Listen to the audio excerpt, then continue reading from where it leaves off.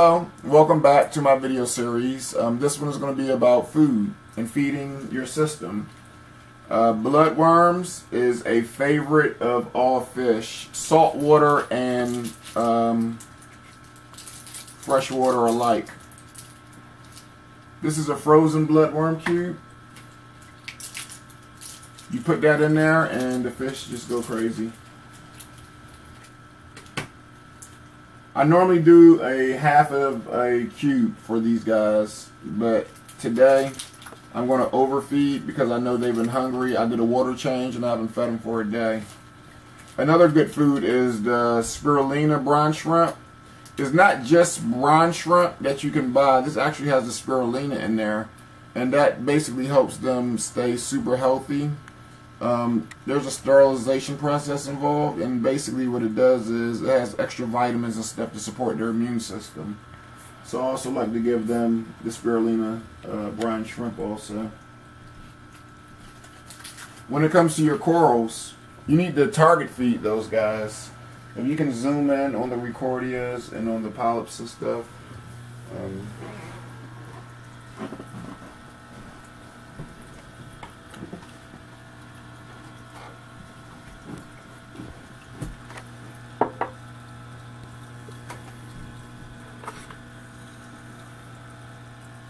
Alright.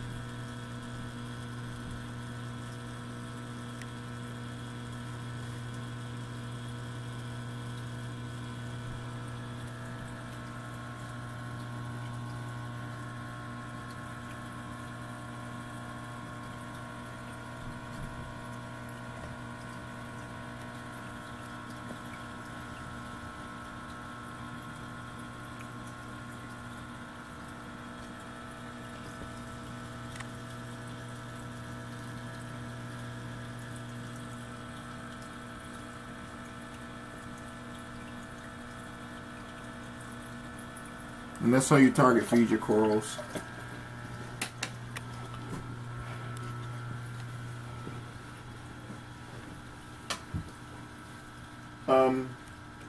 You never want to overfeed your tank.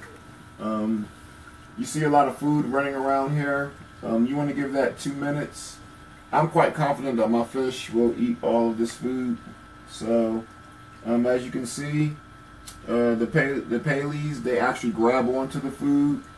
The Zoas, they very rarely will clamp down on food like the Paleys do, because they have the microscopic little feathers at the end, but they do grab onto the smaller particles. As you can see, that Recordia clamped down pretty good. He's eating, you can tell what he's doing. And the torch mushroom, really, the tentacles like to grab around and grab onto the food. Everything else, for the most part, it just absorbs and stuff like that. And just make sure you don't overfeed, because that'll cause phosphates in your tank. And lastly, the only other thing I can tell you about feeding is try to do it at least twice a day. Give them breakfast and give them a dinner. I wouldn't really worry too much about, over or under feeding your fish. They can go 2-3 days without food. But you want to make sure that you definitely feed them a variety of foods. People do not suggest that you feed them flake food, but if you're not going to buy the spirulina brine shrimp, what I do suggest is that you can buy like the marine flakes with garlic, but you're only going to give them a pinch of this for breakfast, and that's just every so often. The reason why is because this has garlic in there. And garlic keeps the fish healthy. It keeps their immune system healthy. And you won't have to worry about the ick or your fish getting sick with ick. Once your fish get sick with ick, or if they get sick with ick, that disease will carry to other fish. That disease will also carry to coral.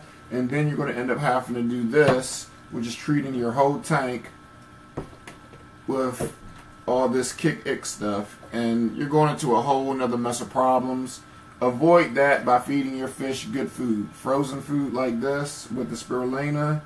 And if you don't want to go all the way with the frozen food with the spirulina, definitely give them flake food. If you have to do it on a budget, because that's what my videos are all about, make sure it has garlic in there. The garlic will boost your immune system, and you won't have much to worry about. Lastly, for your system, there's one more thing. This is the Julian Sprungs formula. It's called Marine Snow. This here is a plankton-like food.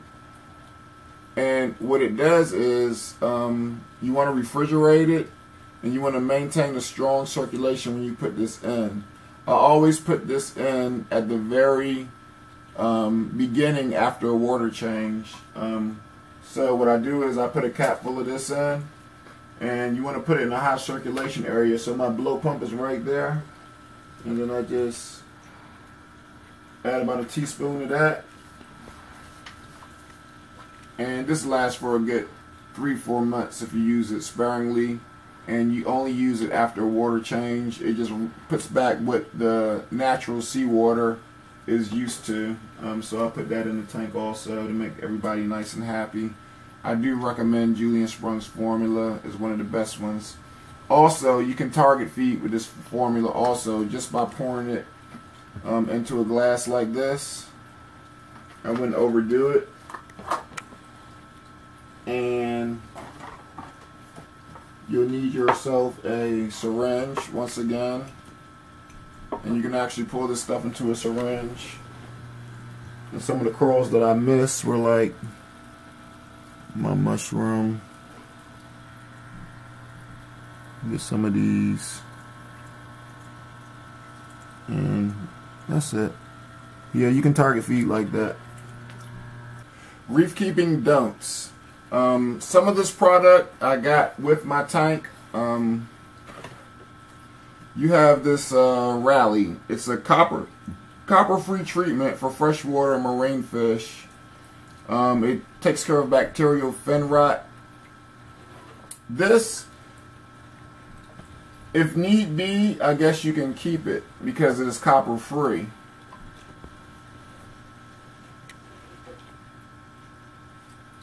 This is a reef safe, no copper also. It's Kick Ick treatment for freshwater marine. So the reason why I say is a don't is because if you keep your system fed with the right nutrients, more than likely you won't have ick. But if for some reason or another you do get ick, I suggest actually quarantining the single fish, not the whole system, because this can be a pain in the butt, because even though it's copperless, you can have issues. Another don't, black powder. This stuff claims that it'll maximize growth in your coral and it'll do all these wonderful things. Unfortunately, all it does is floats on top of your water. What does settle down causes red slime algae, and it doesn't have any nutritional properties, or I haven't seen any coral growth or anything. I've got no coralline algae, no anything that this stuff claims, so I'll put this on the don't list. Coral Frenzy. This is another product that they say you take it, it's like a powder. It has all the little kelps and stuff like that in it, crude protein and all that stuff that corals love to eat, and it'll make your corals bust out with crazy colors and they'll get all huge and big, and it doesn't work. It doesn't do anything. It's just some powdered crap.